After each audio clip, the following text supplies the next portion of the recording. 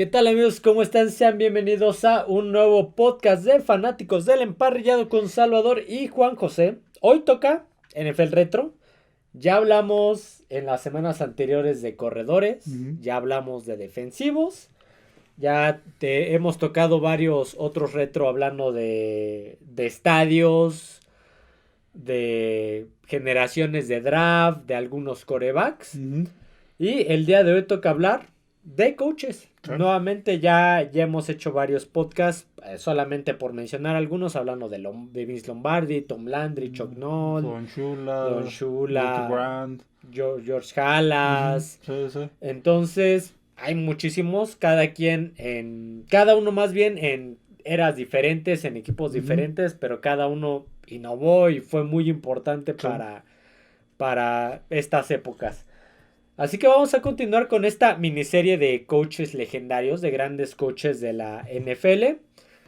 Perdón, el gato anda aquí de travieso como siempre. Ya saben que el gato no debe de faltar en las grabaciones. Vamos a empezar con este coach de nombre Richard Albert Vermeil, mejor conocido solamente como Dick Vermeil. Sí. Nacido el 30 de octubre de 1936 en Calistoga, California. Ujú. Sí, sí. Él es uno de 4 hijos. Él trabajó en un taller de reparación de automóviles junto con su padre cuando era adolescente y jugó de mariscal de campo en la escuela secundaria de Calistoga. Ujú. Él fue quarterback. Después de graduarse del high school en Calistoga en el 1954, Vermeil se enlistó en el Napa Junior College, mejor conocido ahora como Napa Valley College. Después de ahí se transfirió a San Jose State College, que ahorita ya es Universidad. universidad, Ujú. claro. Y jugó como mariscal de campo, como quarterback suplente en el equipo de los Espartanos de De San José State. San Jose State, correcto. Y bueno, después en 1957 se convirtió en el mariscal de campo titular de la misma universidad, lanzando para 580 yardas, un touchdown y 9 intercepciones. Sí, digamos que su carrera deportiva como jugador pues no No, fue lo más no, sobresaliente, ¿no? a comparación de muchos otros head coaches que hemos Sí. mencionado que sí fueron grandes Sí, atletas y ahorita también. vamos a ver que al menos los cuatro que vamos a mencionar, su carrera como deportistas La mejor, no fue la no. mejor. Tienen un Muchos, antecedente, sí, sí, pero muchos no no llegaron brillaron. ni a la NFL. Dick Vermeer pues no jugó en la La NFL, NFL, no, no, no. no. Terminó el equipo con la temporada con 3 victorias, 7 derrotas. Ujú. Sí, pues con un touchdown, 9 intercepciones, creo que no hay mucho que Sí, hacer. exactamente. Eh, Vermeer terminó su licenciatura en 1958 y la maestría en 1959,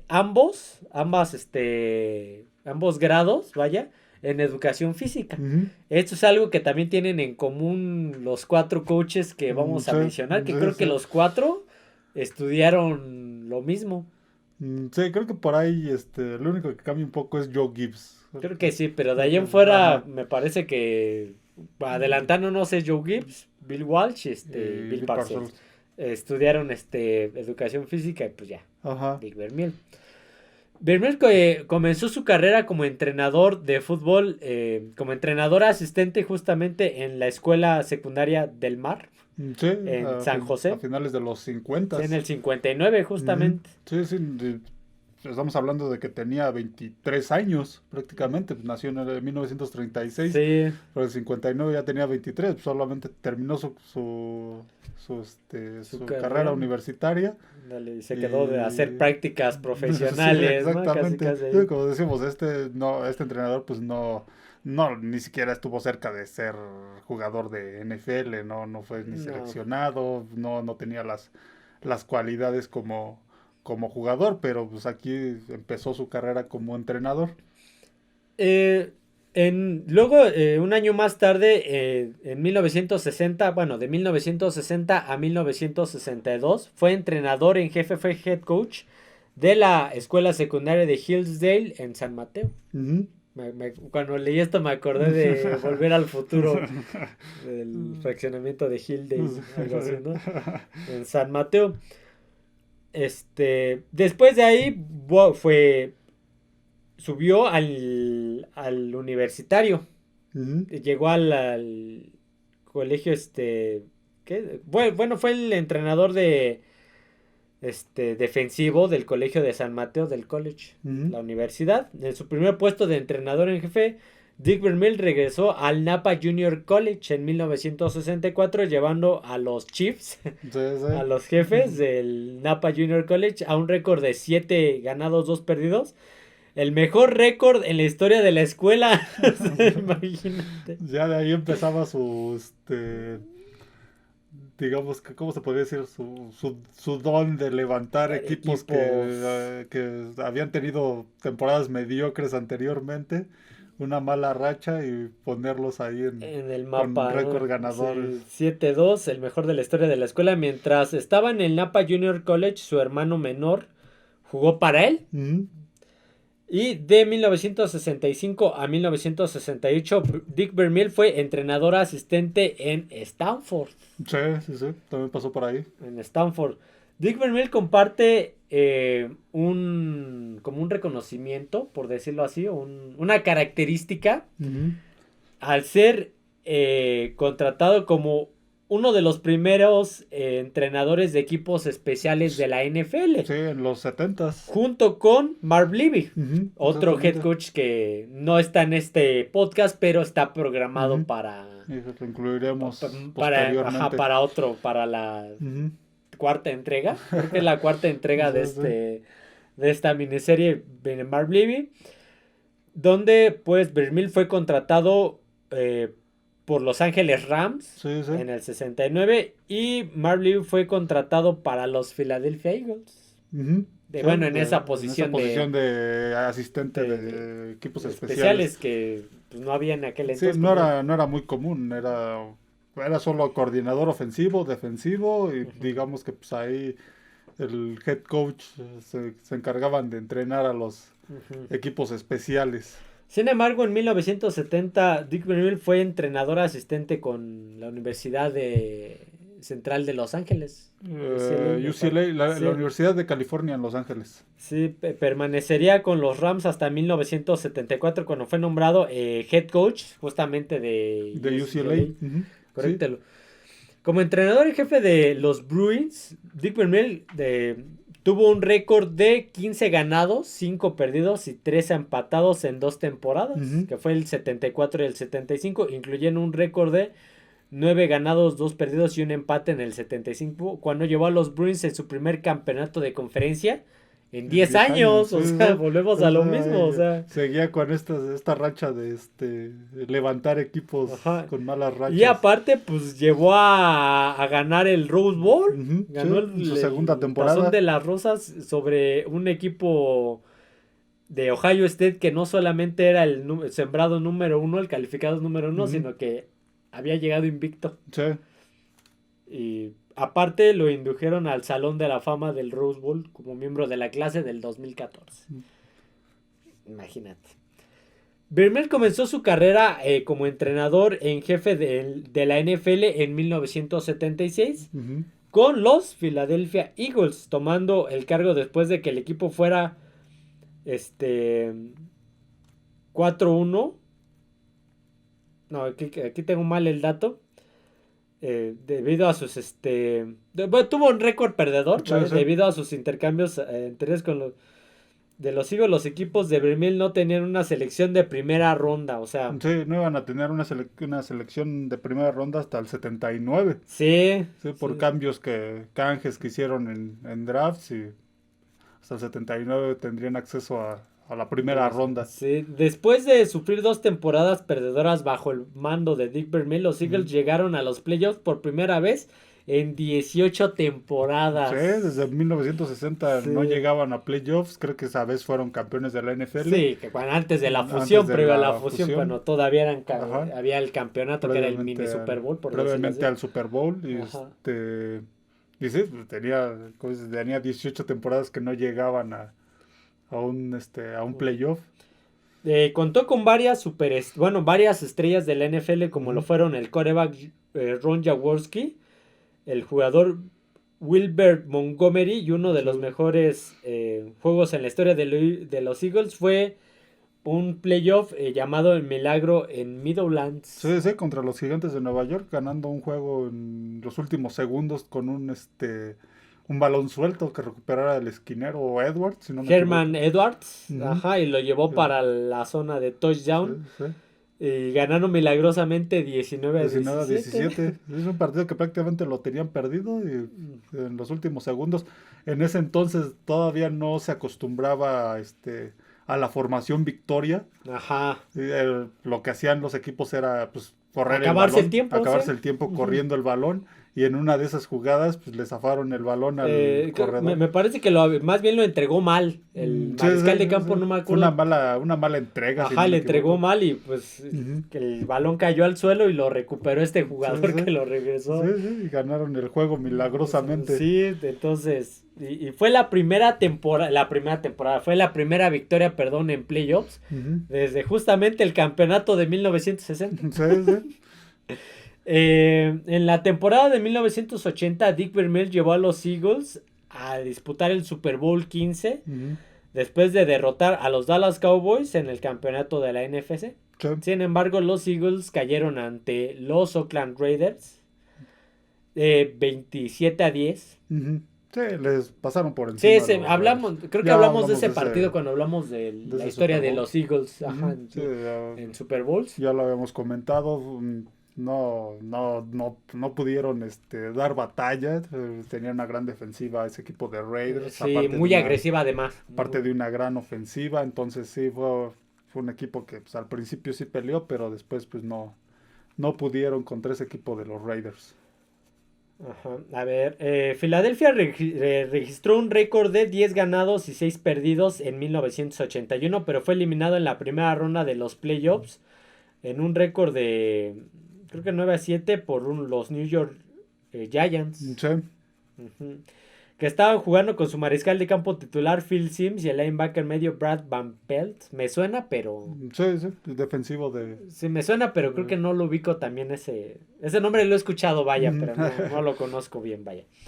Después de que los Eagles terminaran la temporada de 1982 con un récord de 3 ganados, 6 perdidos debido a la temporada, Sí, la temporada de la huelga. que nada más se jugaron 9, Vermeil se retiró por primera vez el 10 de enero de 1983. Sí. El tiempo de Vermeil con los Eagles aparece en la película de Invencible. Invencible, ajá, Ujú. donde habla de la historia de Vince Papale, ajá, que le dio la oportunidad, y digamos que también otra de las cosas que se notan que es notoria en la carrera de Dick Vermeil, además de sacar equipos de la mediocridad, Ajá. es también darle oportunidad a jugadores que pues parecía que ya no tenían nada. ya no tenían futuro en la NFL o que ya no tenían otra oportunidad en la NFL, y uno de los primeros a los que les dio esta oportunidad pues fue Vince Papale, que Sí, pues la acabó película en una Invencible. Invencible. Deberían de verla, es creo que del 2004 me parece. Más o menos, sí, sí. Y la protagoniza Está es Mark Wahlberg. Ujú, Sí, me parece que es Mark Sí, Wahlberg. no recuerdo el nombre del actor que hace de Dick Vermeil, pero sí, está interesante la película. Durante los siguientes 15 años, Dick Vermeil pasó su tiempo trabajando como locutor deportivo para la CBS y la ABC. Ujú. Siguiendo la temporada de 1994, los Eagles despidieron a Rick Cutty, que era el head coach, y el Ujú. propietario de los Eagles, Jeffrey Lurie, preguntó sobre traer de vuelta a Vermeil como entrenador, pero pues no llegaron a un acuerdo de contrato y salió a decir que no le iba a rogar a Jeffrey Lurie para que entrenara al equipo. O sea, sí, si quería, si no. Si quería, sí. Dick Vermeil volvió a entrenar con los San Luis Rams en 1997. Sí. Sus 2 primeros años con los Rams fueron malos, fueron para el olvido. Igual como lo empezó con Filadelfia. Los Rams ganaron 5 partidos y perdieron 11 en 1997. Y en 1998 ganaron 4 y perdieron 12. Llegó la temporada de 1999 y parecía que la temporada se había ido al caño. Cuando el mariscal de campo titular, Trent Green, se lesiona en la pretemporada. Y aquí es donde entra un jugador desconocido, de esos justamente que hablamos. Otro de los resucitados deportivamente por Dick Vermeil. Que le dio una oportunidad, Kurt Warner. Exactamente. Yo tengo un video hablando sobre él. Y ya hablamos también en algún podcast sobre Kurt Warner, la historia de él. Hay una película que se llama... Recientemente acaba de salir American Underdog, donde pues, es la segunda película en la que sale... Por decirlo de alguna manera, Dick Vermeil, que creo que es el único head coach en que salen en 2 películas como él. Como él. Sí, porque hay coaches que han sido actores, que salen como o sea que, jugadores, pero que lo interpretan. Salen que la historia de Dick Vermeil. Sí, exactamente. Creo que es el único head coach, además de eso. Sí, que sale su persona en 2 películas. Sí, ya teniendo Warner, la ofensiva de los Rams explotó y terminó la temporada del 99 con un récord de 13 ganados, 3 perdidos. Sí. Ese año, pues, Kurt Warner lo hizo MVP. Sí. Ganaron el Super Bowl ante unos Tennessee Titans. Qué final, que ya lo hablamos también. Ya hablamos de ese Super Bowl. Uno de los mejores, al menos que yo he visto, que me han tocado ver. Esa serie, como dijimos, esa última serie. La última serie de Tennessee, esa ofensiva muy explosiva de Rams. Pues ganaron el Super Bowl. Convirtió a Kurt Warner en el MVP del Super Bowl, además de que había sido el último hasta apenas Patrick Mahomes. Y también fue nombrado el entrenador del año de la NFL por segunda vez en su carrera, siendo hasta la temporada de 1999. Además, es uno de los mayores cambios de un solo año en la historia de la NFL. Pasar de un 4-12 a un 13-3 y aparte ganar el Super Bowl. Sí, una mejoría considerable. Lo más cerca que estuvo había sido Cincinnati, que si te acuerdas había tenido una mala temporada y llegó al Super Bowl, pero no lo pudo ganar. Sí, no lo pudo ganar. Ajá. Que bueno, se alejó de entrenar una vez terminando el Super Bowl. Tuvo un segundo retiro, vaya. Y después Dick Vermeil firmó con los Kansas City Chiefs el 12 de enero del 2001. Sí, del 2003, ¿no? Del 2001. ¿2001? Aquí bueno, yo tengo el dato que es del 2001. Sí, perdón, me estaba confundiendo. Sí, 2001 se retiró. Digamos que se medio retiró después del Super Bowl. Pasó un par de años. Sí, pasaron un par de años, no fue mucho. Y yo creo que porque pues no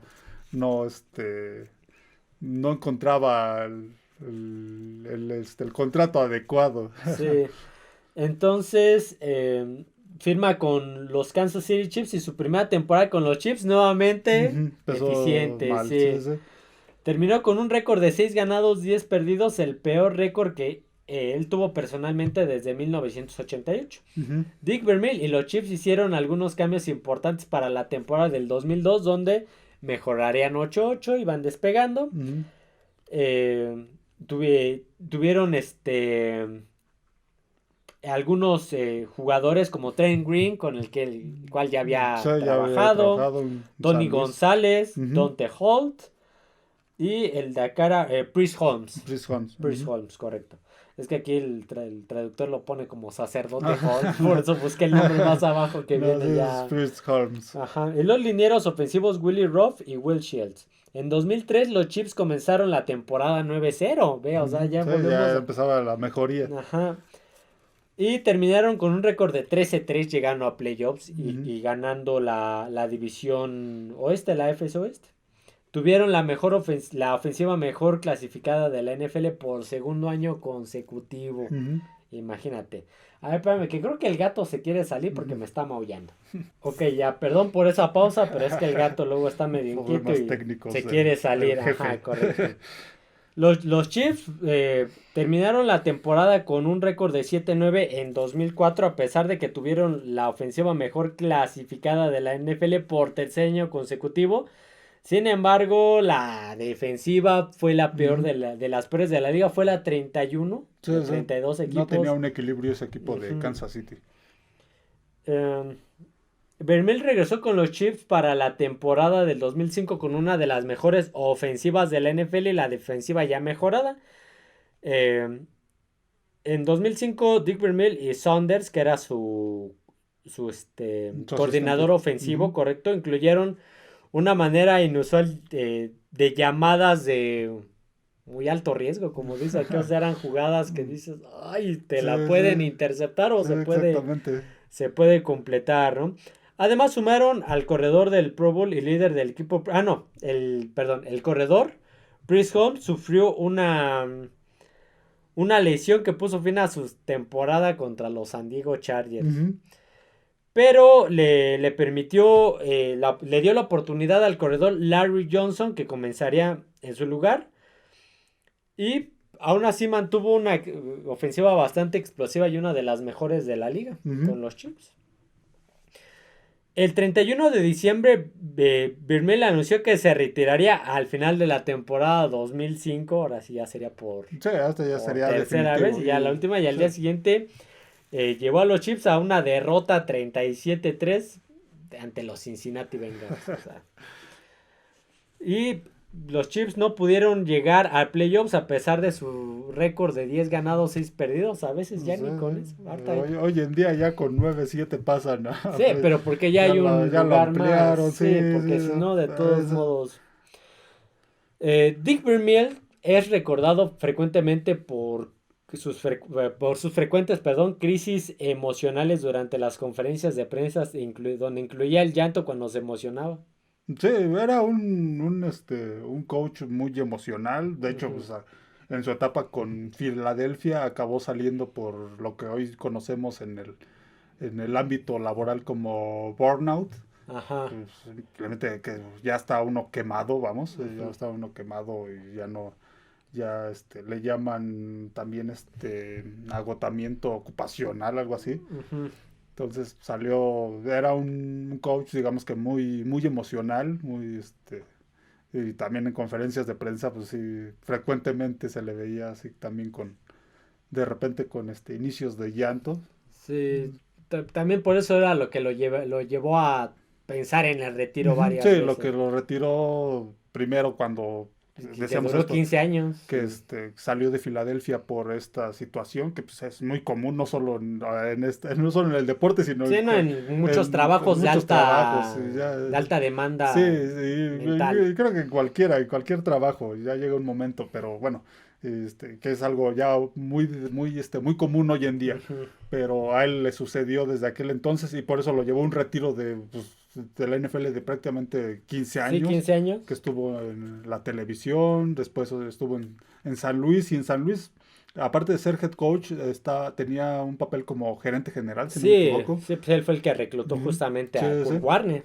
Y también de ahí, pues, otro retiro de 2 años. Y llegó a Kansas City, donde estuvo poco tiempo, hasta que, pues, Ya ya ¿sabes qué? Hasta aquí. 2005. Sí, aparte ya para el 2005 ya era un coach grande, Ya ya estamos hablando de estaba que grande. nació Nació en el en... 36. Sí, sí, Nació nació en en el 36. 36, entonces ya actualmente tiene 85 años.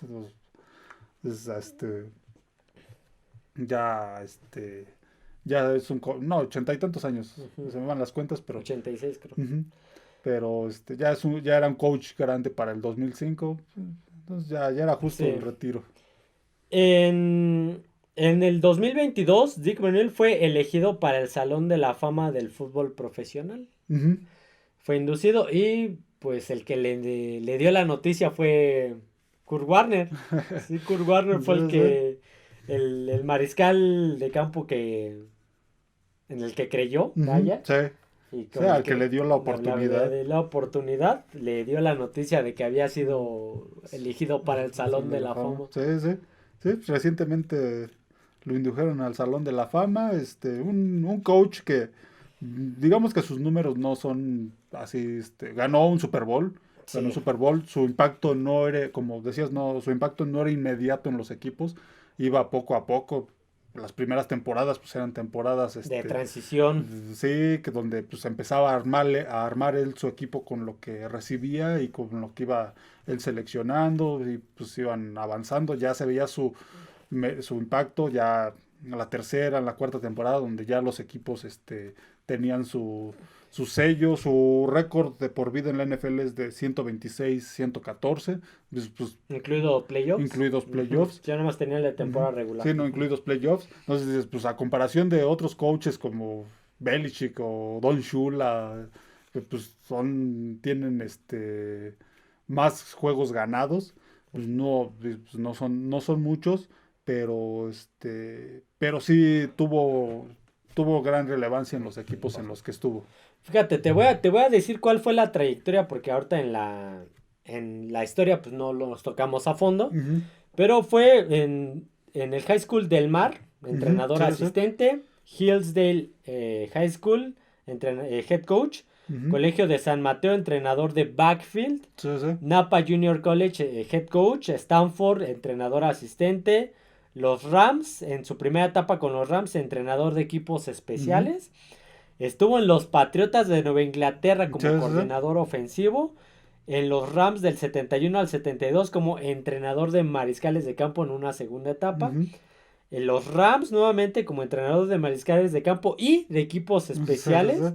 De ahí brinca a UCLA Ujú, como head coach. coach. Se va a los Philadelphia Eagles como head coach. Después de ahí deja pasar va el retiro. Los Rams, retiro y los Chiefs. Sí, en ese entonces era muy común que muchos coaches empezaran prácticamente desde preparatoria a ser coaches. De ahí empezaba su carrera desde preparatoria y iban subiendo poco a poco iban, iban subiendo ahora sí que los escalones de Sí. entrenadores, hasta pasaban la NCAA, por el colegial, hasta tener una oportunidad como asistentes, porque muchas veces no llegaban ni como head coaches, como asistentes en la NFL, y de ahí, pues, si tenían la calidad, los contrataban como head coach. Fíjate, algunos de los reconocimientos que tienes, Ujú, obviamente campeón de Super Bowl, entrenador del año en el 99, dos veces entrenador de la semana, dos veces entrenador del año en la NFL. Una es de la Asociación de Jugadores, perdón, y la ujú, otra ya es de la liga, de Sporting News, dos veces ujú, entrenador de la NFL del Maxwell Club, ujú. entrenador del año de la UPNFC, de la NFC, Salón de la Fama de los Eagles, Anillo del Honor De los de Rams. los Rams, entrenador del Pack 8, Sí, que antes se llamaba Pack Pack 8, 8, nada más que pues, le han ido agregando equipos a sí, esa conferencia. campeonato de la conferencia del Pack 8 y Ujú. campeón de campeonato tuvo un campeonato con el Rose Bowl, Sí, bueno, sí. del Rose Bowl. Ujú. Sí, buenos números. Buenos números a una carrera que suena larga, pero sí tuvo un receso Sí, considerable del entre Eagles 83 y y Rams, sí Rams. fue un receso considerable, pero buenos números pues, que lo llevaron al Salón de la Fama. Actualmente pues ya tiene Un rancho por ahí. un rancho y aparte una marca de vinos. Ajá, De, creo que en el Valle de Napa, que pues, es una zona de California que se dedican a esto de los vinos, ajá. ahí pues él se va y se dedica ahí a cosechar uvas, Sí, ya ya, como sí, cualquier sí, retirado, ¿no? sí, Ya ya su vida ahorita cada es sus eso, hobbies. sí, ya su vida ahorita es eso, Ujú. los vinos, el ir, por ahí vi una foto de él en un tractor, entonces ya se dedica Más a tranquilo, los vinos, sí, sí, ya más algo, tranquilo, sí. algo más tranquilo. ¿Tienes algún otro dato? No, no, no. ¿No? Vamos a proceder con el siguiente head coach, otro coach histórico. Ujú, Estamos hablando de Joe Jackson Gibbs, sí, sí, mejor conocido solamente como Joe Gibbs. sí. Él nace el 25 de noviembre de 1940, más joven, ¿eh? O sea, por 4 años. Contemporáneos. En Mocksville, Carolina del Norte. Ujú, Él asiste a la escuela secundaria de Santa Fe en Springs, California. ujú, Y asiste a la Universidad de San Diego State. ujú, Él nació, como digo, en Mocksville, Carolina del Norte. Él es el mayor de 2 hijos de Jackson Cephus Gibbs y Winnie Era Blalock. Se gradúa en Santa Fe, en la escuela secundaria de Santa Fe en 1959, donde fue mariscal de campo estrella. ujú. Sí, sí. Gibbs asistió a Cerritos Junior College y estudió educación física, te digo, estudió educación física Sí, sí. en la estatal de San Diego, en San Diego State, de que estaba entrenada por el coach Don Coryell Ujú, y ganó y consiguió la licenciatura en artes ujú. y una maestría en lo mismo. Sí, Ahí justamente, o sea, también estudió educación física en San Diego State, pero también tuvo también otra, en artes, que fue como que la carrera. principal. Ajá. Ajá. Joe Gibbs comenzó su carrera con una temporada como entrenador de la línea ofensiva en San Diego State, perdón, Ujú, bajo el entrenador Coryell. Luego, después de ahí, fue a Florida State. Después a la USC. ujú. Después, no estoy diciendo las fechas porque son muchos. Después se fue a Arkansas. Sí, sí. Y luego ya de ahí brincó a la NFL. Sí, como entrenador asistente. Sí, o sea, estuvo, como dijimos, estuvo él en varias universidades. Ujú, Tuvo sí, que sí, sí. estar de asistente Sí, también y en aprendiendo. sí, igual como mencionábamos con Deeper Mill, también empezó desde la preparatoria siendo Ujú. asistente, coach y aprendiendo así que curtiéndose durante los años, asistente en el colegial, head coach Sí, también. estuvo del 64 al 66, del 67 al 68, 69 al 70 y del 71 al 72, el último con Arkansas. O sea, estuvo Ujú. nada más un par de años con cada equipo. Sí, sí. Ujú. Cuando llega a la NFL, llega como entrenador ofensivo, bueno, sí, coordinador ofensivo, para los San Luis Cardinals, Sí, para los Cardenales, los cuando todos Cardenales, estaban en ajá. San Luis en el 73 al 77, Sí. bajo el mandato de Don Coryell, Ujú. que fue con el que empezó en San Diego State. Sí, sí, sí. O sea, como que le dijo, yo conozco a este chavo. Sí, Nada más. le dio la oportunidad en Cardenales y creo que también por ahí en Chargers, si no me Ajá, equivoco. después de una temporada como coordinador ofensivo, se va a Tampa Ujú. bajo el mando de John McKay, con quien había servido en la USC, Sí, sí, nuevamente bajo el mandato de alguien con quien trabajó sí. en colegial. Y después de ahí se reincorpora con Coryell, perdón, justamente ya con los Chargers. Ujú. O sea, estos son el tipo Sí, se vuelven a encontrar de relaciones que luego hay que formar sí, profesionales. los contactos. Sí, los famosos contactos Sí, él los sí. tenía porque ya había trabajado en el colegial. Ujú. Entonces los que Ya brincaron lo a la NFL ya conocían. lo conocían, se ve Ujú. cómo trabajaban y pues lo empezaron a hablar. Ujú. Mientras Joe Gibbs estuvo en Tampa Bay, desarrolló la reputación de ser pionero en la defensa de los mariscales de campo afroamericanos en la Sí, de NFL. hecho, pues no, en ese entonces no era muy común, y menos en el sur de Estados Unidos, donde pues para ese entonces, todavía un poco hoy en día, pero para ese entonces pues todavía eran todavía tenían esto de muy reacios a darles puestos importantes en hablando de los deportes, Ujú. a los afroamericanos, y pues cuando estaba en Tampa Bay él fue el que Abogó. abogó y seleccionaron a Doug Williams. Sí, de hecho tenía tres prospectos, Ujú. que era Matt Cavanaugh, que había llevado a Pittsburgh, a las Panteras de Pittsburgh, a Sí, sí. un campeonato nacional. Ujú, Matt Cavanaugh me suena porque él terminó en Nueva Inglaterra. ujú. Guy Benjamin, que había sido un All-American de la Universidad de Stanford. Sí, Estamos sí. hablando que el All-American es el mejor de tu Sí, posición sí, sí. A en nivel colegial. el colegial de todo el país. Sí, de todo Entonces, el país. imagínate, de Ujú, todo el país. Y Duke Williams de Grambling. Ujú. Grambling. Sí, sí. Entonces, Joe Gibbs calificó a Williams como el mejor prospecto profesional. Ujú. Eh, Se lo informó al entrenador que era McKay. Ujú. Y le dijo que Williams sería con las manos y sin lugar a dudas. O sea, lo Ujú. tienes que agarrar, sí. Sí o Sí, sí. porque es la mejor opción que tenemos. Ujú. Y según Tony Dungy, otro del cual Sí, sí. después hablaremos ya Sí, sí, más, sí. más actuales, la gente no se da cuenta de que Joe Gibbs cambió la cara de la NFL al tener coraje de decir en una ciudad del sur en ese momento que Doug Williams es el tipo que deberíamos tomar. Sí, sí, te digo que era todavía muy complicada la situación Ujú. social en ese entonces. Y sí, era, pues, de hecho, para el resto de la liga, porque para ese entonces, pues no, al menos yo no recuerdo algún, ni en los equipos del norte de Estados Unidos que tuvieran un mariscal de campo afroamericano. Afroamericano. No, al momento no me suena, pero esto sí Sí, no, fue yo también estoy relevante. intentando recordar Ujú. alguno hasta esas fechas, pero Pero sí, no. no, no me suena. Algo que ya hoy en día ya es muy común. Sí. Pero en ese entonces, no, en ese entonces era muy raro que Ujú. hubiera mariscales de campo de color.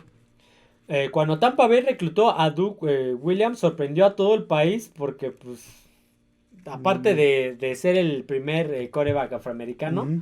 de primera De ronda, primera ronda.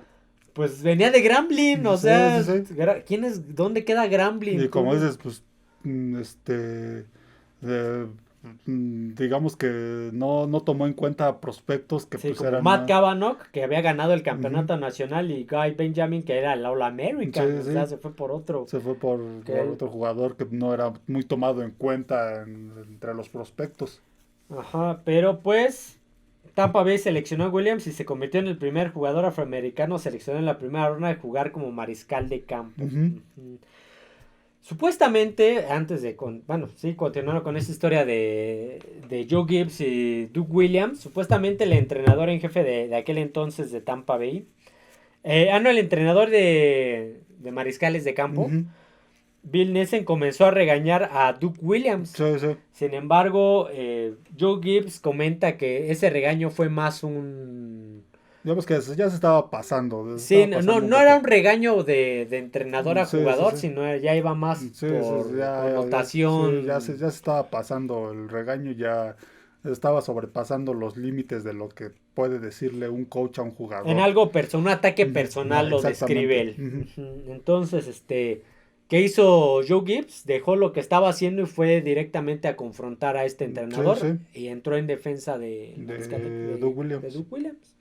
Volvemos a lo mismo. Ujú. Él abogaba por este tipo de circunstancias de igualdad sobre todo. Sí, sí, De igualdad exactamente. sobre todo. Como coordinador ofensivo de San Diego, de los Cargadores, Gibbs encabezó una ofensiva exitosa llamada The Air Conley, utilizando un sofisticado ataque de pase de los Chargers y Downfouts, que Sí, estableció múltiples récords durante las 2 temporadas que estuvo Gibbs como coordinador ofensivo. ujú, sí, fue entrenador de Dan Fouts hasta el 80 si no me equivoco. Ujú. Los Chargers promediaron más de 400 yardas de ataque por partido durante su temporada del 80 después de 17 años. Ujú. Después de 17 años de entrenamientos de estar como asistente, Ujú.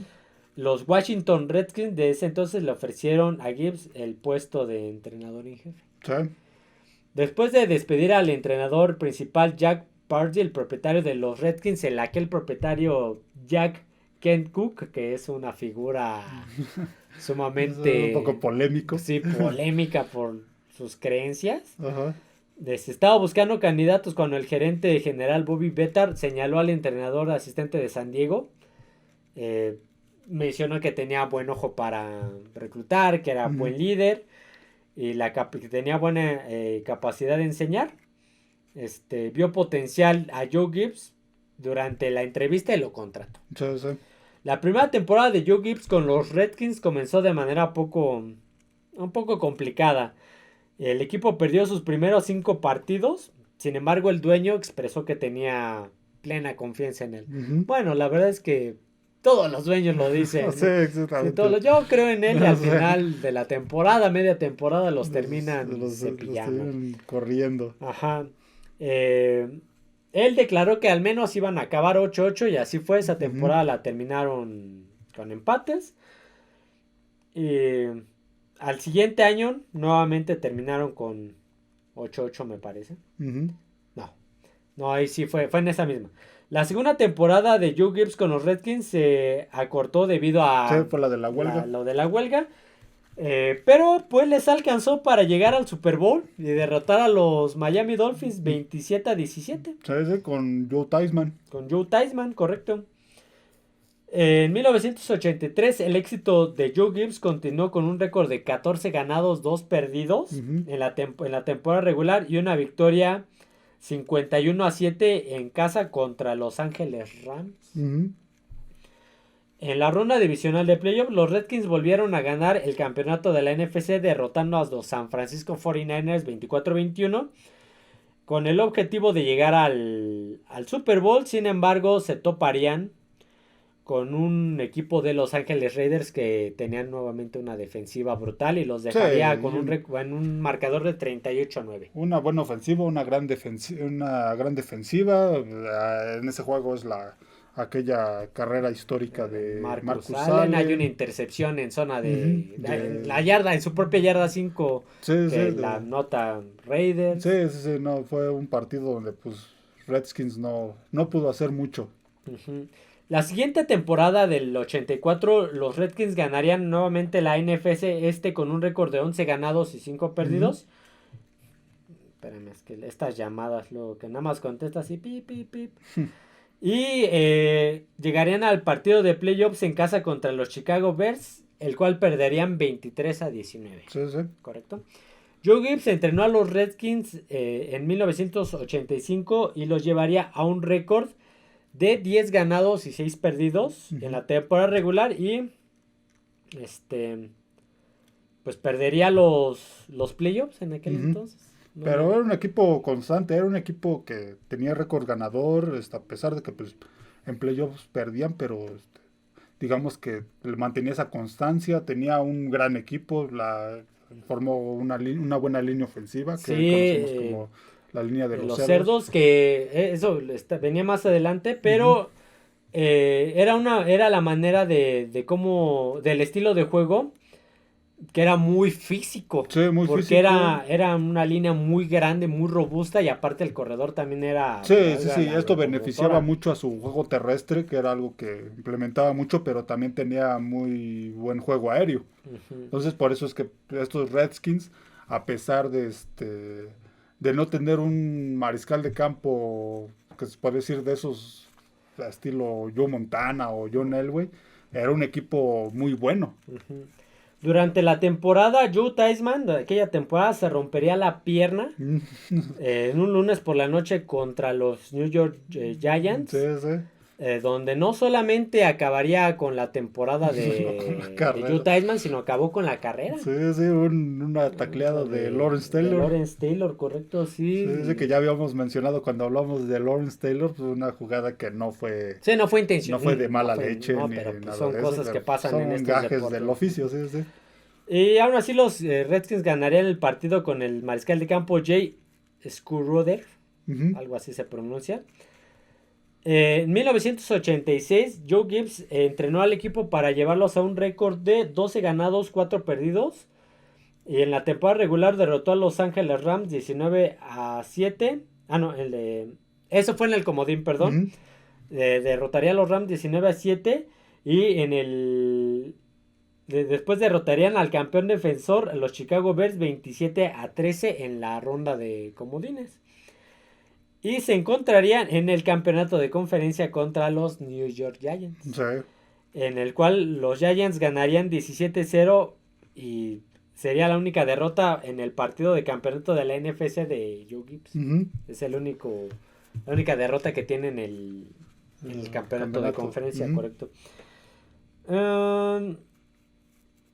Aquí, los Redskins de 1987 llegarían a playoffs y volverían a derrotar a los Chicago Bears 21-17.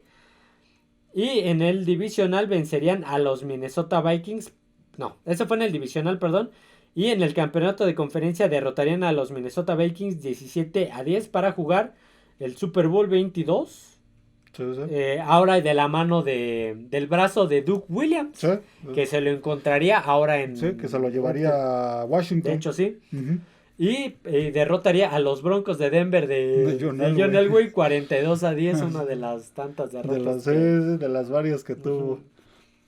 4 años más tarde, los Redskins ganarían los primeros 11 partidos para terminar la temporada con un récord de 14 ganados, 2 perdidos. 11 partidos ganados, sí, perdón. Uh-huh. Y pasarían a playoffs con victorias en playoffs contra Atlanta 24-7 y contra los Detroit Lions 41-10. Sí, sí. Y después llegarían al Super Bowl 26, donde derrotarían. Donde irían 24-0,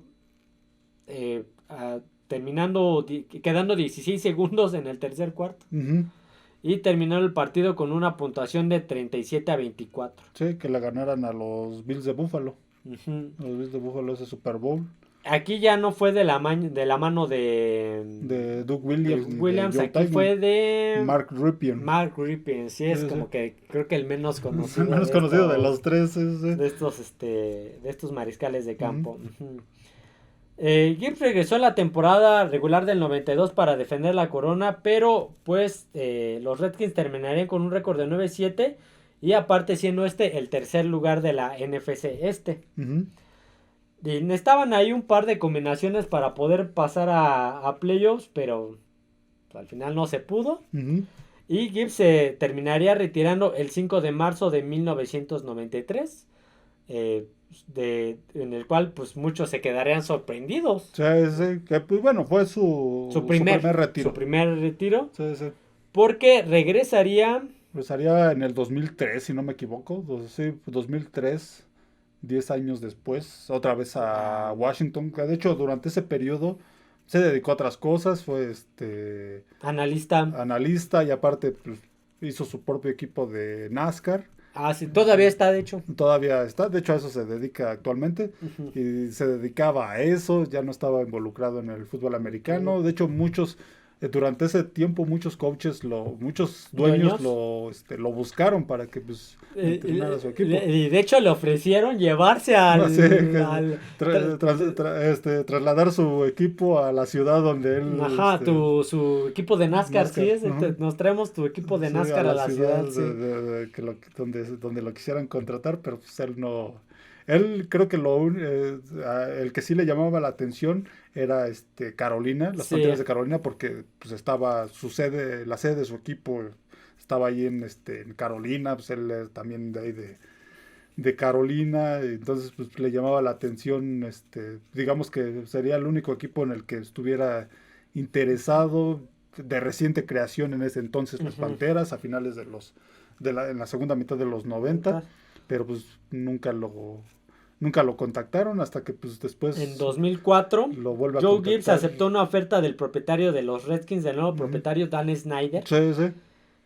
Y pues regresó. Sí, regresó y bueno, este equipo pues ya empezaba a caer en el lodo, pero a pesar de eso tuvo con Joe Gibbs, pues digamos que en todo este tiempo que ha estado Dan Snyder, uh-huh. Creo que fueron sus únicos momentos buenos con Joe Gibbs. Uh-huh. De los pocos momentos buenos, los llevó por ahí a un par de playoffs. Que perdería uno, me parece, contra Seattle. Uh-huh. Y el otro...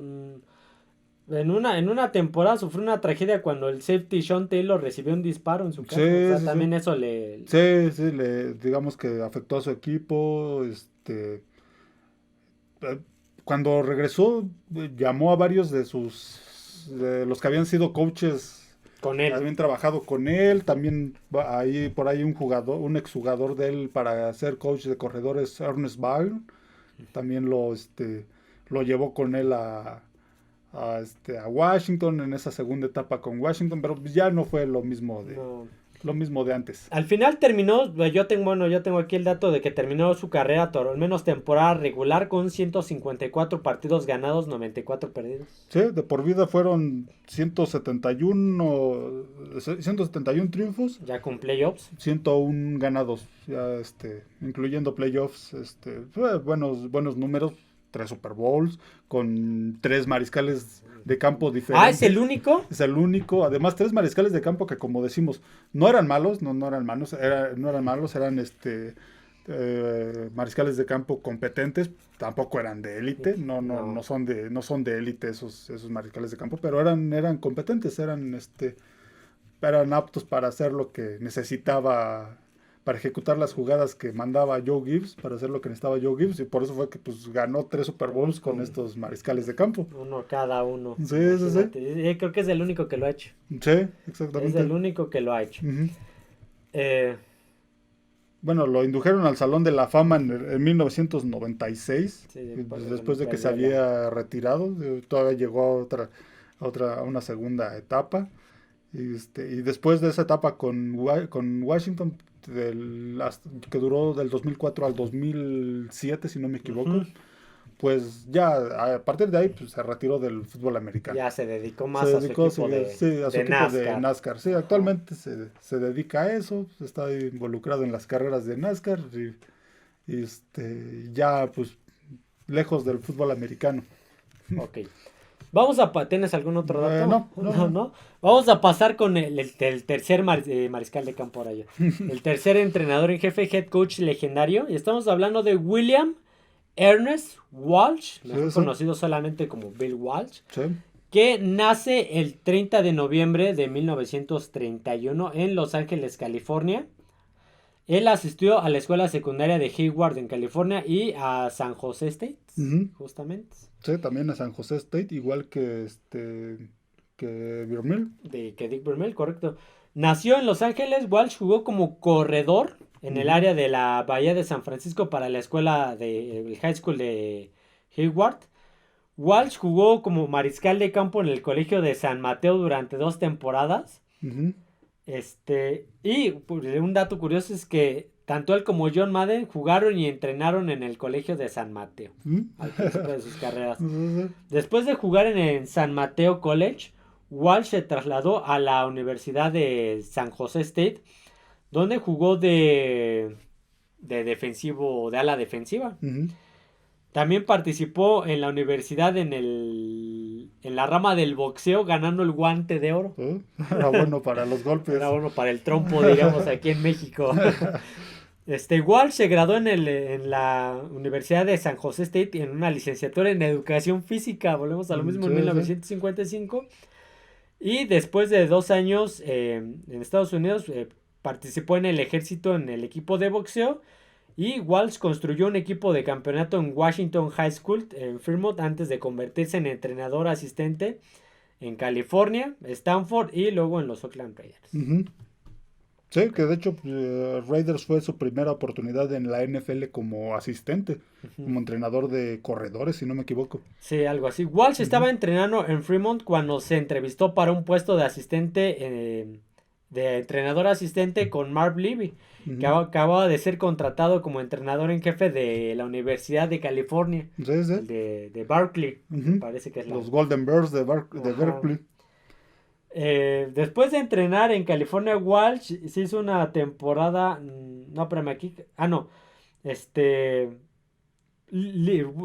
Marv Levy y Bill Walsh, 2 futuros miembros del Salón de la Fama de la NFL, nunca produjeron una temporada ganadora en California, imagínate. No les va bien, a lo mejor pues no tenían los jugadores necesario, adecuados. La experiencia a lo mejor. Sí. Después de entrenar en California, Walsh hizo una temporada en Stanford como entrenador asistente antes de comenzar su carrera como entrenador profesional. Justamente Bill Walsh inicia su carrera en los Oakland Raiders en 1966 como entrenador en la ofensiva aérea. ¿Qué es eso? Que era, ¿cómo se llama? Dirigida por Al Davis. Sí. Por Al Davis y poniendo Walsh como su su aprendiz. Sí, Su exactamente. aprendiz, ajá. Y pues, de hecho, sí, en el árbol genealógico, Ujú. Bill Walsh está bajito De de Al Al Delvis. Davis. Sí, lo Ujú. chequé hace ratito. Árbol genealógico de deportivamente, ¿no? Deportivamente, sí, Sí, no son no, familiares no de ni, familia, sí, sino no porque tiene así que es ver. lo que pasa, es Ujú, el árbol sí, genealógico deportivo. Por ejemplo, ajá. ¿qué entrenadores actuales han salido bajo la De tutela Bill Walsh. por ejemplo, de Bill Belichick? O hasta ahorita que mencionemos a Bill Parcells, ¿De cuántos han? varios de los actuales Sí, salen de ese árbol sí, sí, sí, genealógico correcto. deportivo de Bill Parcells. En 1967, Walsh fue entrenador en jefe y gerente general de los Apaches de San José, Ujú. de la Liga Continental de Fútbol, que Sí, una era de la esas CFL, sí. varias ligas que se han tratado de crear para competir Ujú. a la NFL. Llevó a los Apaches al segundo lugar de la División del Pacífico antes del inicio de la temporada del 68, pero después de esa temporada cesaron las operaciones de De esa esa liga. liga, por lo cual en el 68 Bill Walsh se trasladó a un equipo de expansión de la AFL llamado los Cincinnati Bengals, Sí, uniéndose al personal del entrenador Paul Brown. sí, sí. Fue donde Walsh desarrolló la filosofía ahora conocido como la ofensiva de la costa De la costa oeste. oeste, Ujú. ajá. Debido a que el mariscal de campo Virgil Carter era conocido por tener una gran movilidad y precisión, pero no tenía gran potencia en el Sí, brazo. no, tenía precisión en pases cortos, Ajá, pero correcto. No, no pases era. largos era un desastre. Sí, por lo cual pues desarrolló esta ofensiva Sí, de tenía que adecuar una ofensiva que pases de cortos, pases cortos, sí, laterales, sí, que de donde 5 en 5 yardas pudiera casi casi. sacar lo mejor de este mariscal de campo. Este, La nueva ofensiva se adaptaba mucho mejor a las habilidades físicas de Carter, que lideró la liga en porcentajes de pases completos Ujú, en sí, sí. 1971. Pues una ofensiva Sí, muy novedosa. novedosa en Ujú. aquellos años. Sí, sí. Walsh pasó 8 temporadas como asistente con los Bengals, donde pues, Ken Anderson finalmente reemplazó a Carter como mariscal de campo titular y junto a su receptor estrella Isaac Curtis produjo un ataque ofensivo consistente y efectivo. Ujú, Inicialmente Walsh comenzó como entrenador de receptores del 68 al 70 antes de entrenar también a los mariscales de campo en el 71 y el 75. ujú, Cuando Paul Brown se retira como entrenador en jefe después de la temporada del 75, nombran a Bill Johnson ujú. como sucesor y Walsh pues renuncia porque Sí, yo creo que él sí. pensó que se iba a Que, quedar sí, sí, con que le las iban a llaves. dar. Sí, sí, que le iban a dar a él el Ujú. puesto. Y después afirmó que Paul Brown trabajaba en contra de su candidatura. Oh, Porque ya. dice que habían surgido varias oportunidades, pero pues Ujú. nunca se las notificó. Nunca Sí, le dijo, ¿sabes qué? Pues tienes chance de a lo mejor otro equipo. Nunca le avisó. ajá. Este, en 1977, Walsh fue contratado como entrenador en jefe de Stanford, donde se quedó durante 2 temporadas.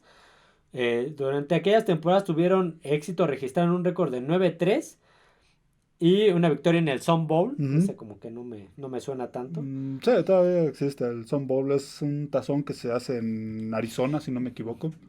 No, en El Paso. En el En El paso. Paso. Ujú. Y un récord de 7-8 en 1978 con una victoria en el Blue Bonnet Bowl. Ese sí, no me suena. Sus notables jugadores de Stanford incluían a mariscales de campo como Goy Benjamin, Steve Dills y John Elway. Sí, sí, John Elway jugó para Bill Walsh.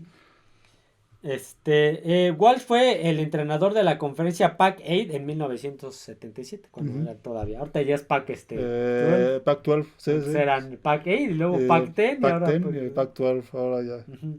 Fue nombrado entrenador en jefe de los San Francisco 49ers el 9 de enero de 1979, Ujú. un día después de su renuncia a Stanford, y el propietario de San Francisco de aquel entonces había despedido al entrenador en jefe de Bartolo Jr. Ujú. Este, Me parece que hasta el gerente general también lo despidió, Era entonces una limpia. se hicieron una limpia como luego muchos equipos. Ujú. Los sufridos 49ers se fueron con un récord de 2 ganados, 14 perdidos. Ajá. Espérame. En 1978, la temporada anterior a la llegada de de Bill De Bill Walsh. Walsh. Esa fue la razón por la No cual sé, porque hicieron la limpiaron, limpia ajá. en las oficinas y todo. Bill Walsh promulgó cambios organizativos que mejoraron el récord de los 49ers. Ujú. En su segunda temporada, donde también reclutaron al mariscal de campo de Notre Dame Joe en Montana. una tercera ronda, Joe Montana. A pesar de su segundo récord consecutivo de 2-14, los 49ers estaban jugando un fútbol más competitivo. Ya Sí, se empezaban a ver porque empezó a implementar esta ofensiva de la costa oeste, ujú, donde en San Francisco pues sería donde tuviera más éxito más y fuera más éxito. recordada. Ujú. En 1980, Steve DeBerg fue el mariscal de campo titular que puso a San Francisco en un récord de 3-0, pero después de una derrota de 59-14 ante Dallas en la semana 6, Bill Walsh ascendió a Joe Montana a mariscal de campo titular. Sí, Donde, si mencionamos en un juego contra Nueva Orleans, iban perdiendo 35-7 y terminaron ganándolo 38-35. sí, le vio las cualidades a Joe Montana.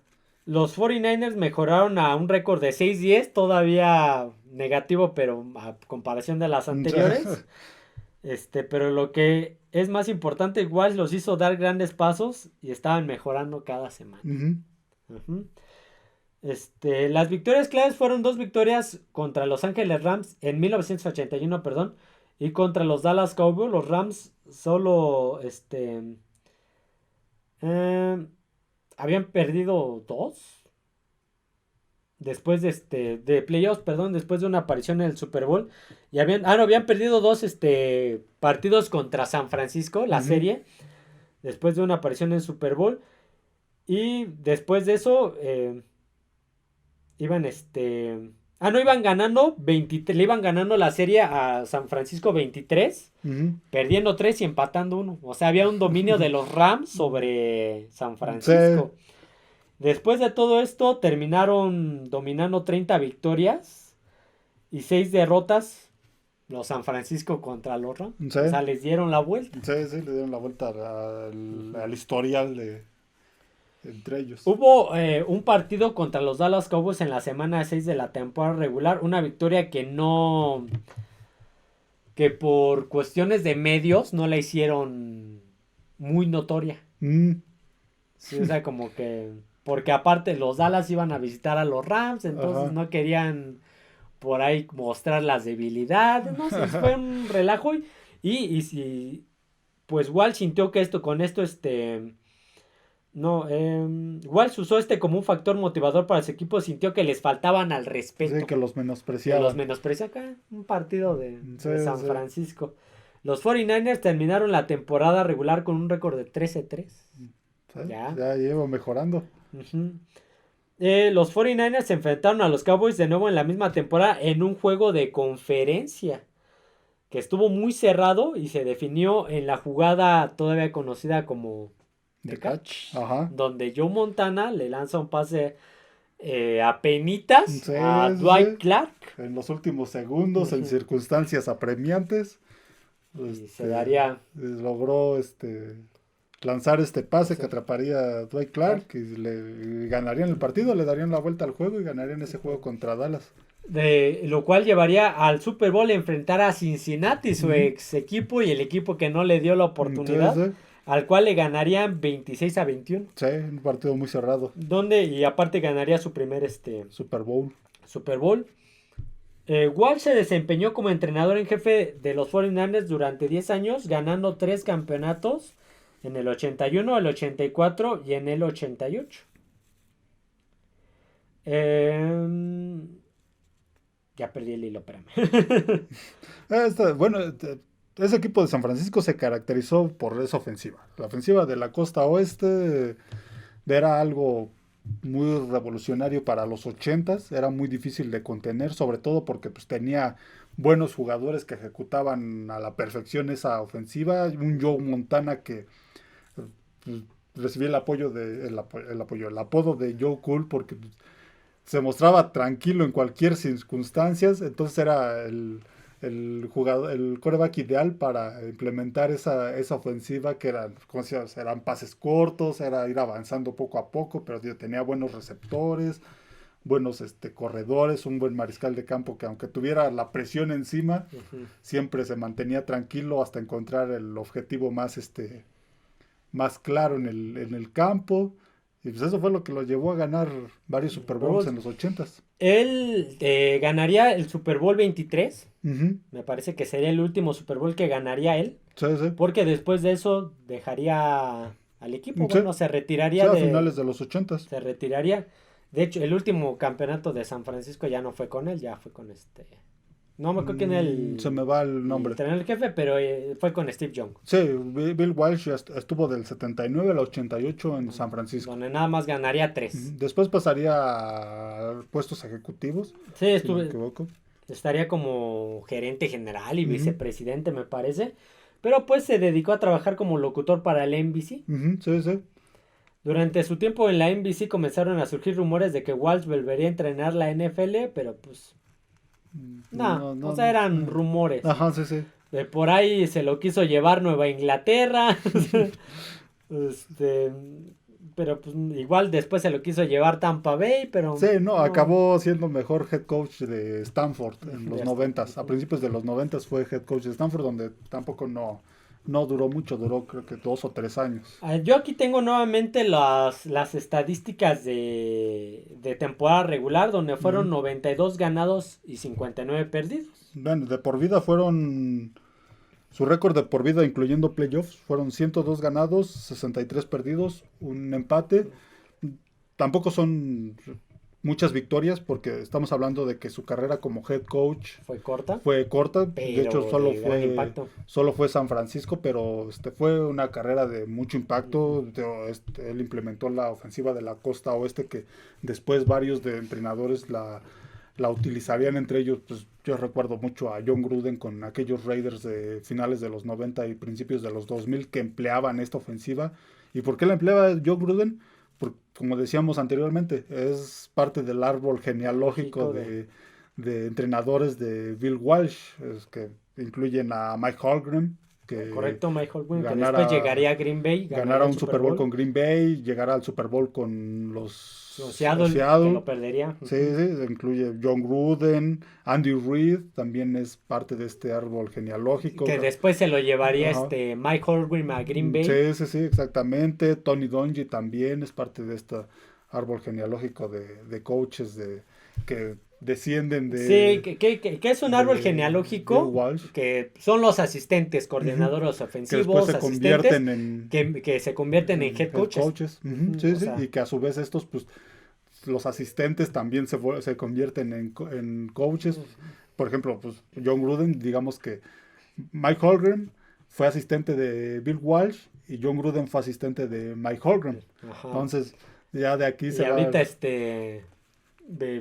Andy Reid fue asistente de Mike Holmgren. Sí. Y después ya Andy Reid sacó a Doug Peterson, sacó al que después estuvo en Chicago que fracasó, va sacando a varios. Aquí, una de las muestras es John Gruden que implementaba esta ofensiva de la costa oeste en aquel equipo de los Raiders de finales de los 90. Bill Walsh muere de leucemia, me parece, el 30 de julio del 2007 en su casa en Woodside, California. Sí. Me parece que después de su muerte nombraron, hicieron una formación en Clandestine Park, en el estadio de San Francisco, que la llamaron The Bill Walsh Field. ¿No? Lo renombraron. En el viejo Clandestine Park. Yo me acuerdo haberlo visto, aquí no tengo el nombre, pero él escribió 3 libros, Bill Walsh. Sí. Uno de ellos habla sobre el liderazgo, justamente sobre el liderazgo, y habla de las épocas de Joe Montana con Joe Montana. Sí, exactamente. Él era un líder. Sí. ¿Algún otro dato que tengas sobre Bill Walsh? Pues nada, es que ya hemos mencionado todo. Un gran coach, su paso fue corto por la NFL, pero de gran impacto. 3 Super Bowls, nada. Sí, nada más. Vamos a proceder con el último head coach, pero no menos importante. Y estamos hablando de Dwayne Charles Parcells, mejor conocido solamente como Bill Parcells. Correcto. Nació el 22 de agosto de 1941 en Inglewood, Inglewood, Ujú. Nueva Jersey. Sí, sí. Estudia en la escuela secundaria de Ryodale en Ordell, Nueva Jersey. Estudia en la Universidad de Wichita State. Esa no la conocía. Oh, ya, Yo sí, no me sí, conocía es una Wichita universidad conocida más por su equipo de básquetbol, de Wichita. el de Wichita. Ujú. Y, Y curiosamente es drafteado en la NFL. sí, sí, En el draft de 1964, una séptima ronda, pick 89, antes era diferente, sí, sí. por los Detroit Lions, pero pues se Sí, queda nada más en la sí, pretemporada y equipo de práctica, sí, no, como decíamos, no, estos coaches que mencionamos, pues Ujú.